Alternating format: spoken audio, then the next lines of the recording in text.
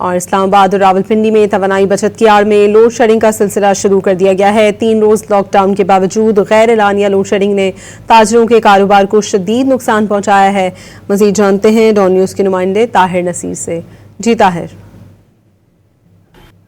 جی بالکل، دیکھیں مشرق وسطیٰ میں بڑھتی ہوئی کشیدگی کے بعد حکومت کی جانب سے توانائی بچت کا ایک بہانہ بنایا گیا، لیکن اس کے ساتھ ہی راولپنڈی، اسلام آباد سمیت ملک بھر میں غیر اعلانیہ لوڈ شیڈنگ شروع کر دیا ہے۔ اگر ہم اسلام آباد کی بات کرتے ہیں، کیونکہ اس وقت میں اسلام آباد میں موجود ہوں، تو یہاں پہ 4 سے 5 گھنٹے بجلی جاری ہے، جبکہ راولپنڈی کی بات کرتے ہیں تو وہاں پہ تقریباً 6 سے 7 گھنٹے غیر اعلانیہ لوڈ شیڈنگ شروع کی گئی ہے۔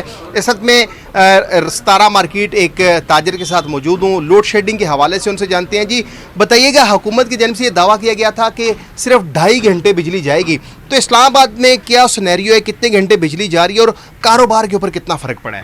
ابھی یہ ہے کہ آج کل 2 دن سے بجلی جو ہے 5 سے 6 جا رہی ہے، پھر یہ 8 سے 9 چلی جاتی ہے۔ لیکن بس میں کہنا یہ چاہوں گا کہ ابھی تو بلکہ گرمی کا سٹارٹ بھی نہیں ہوا، تو جب گرمی آئے گی تو اس میں کیا حال ہوگا۔ یہ شکوہ کر رہے ہیں کہ ابھی تو گرمی کا سیزن شروع بھی نہیں ہوا، آلریڈی پہلے سردیوں میں گیس نہیں ہوتی تھی، اب گرمیوں میں بھی گیس نہیں ہے، اور اب گرمیوں میں ابھی گرمی شروع ہونے سے پہلے ہی غیر اعلانیہ لوڈ شیڈنگ کا سلسلہ شروع کر دیا، جس سے کاروبار جو ہے، تاجر برادری کا کاروبار تقریباً جو ہے وہ تباہ ہونے کے قریب پہنچ چکا ہے۔ جی طاہر نصیر آپ کا۔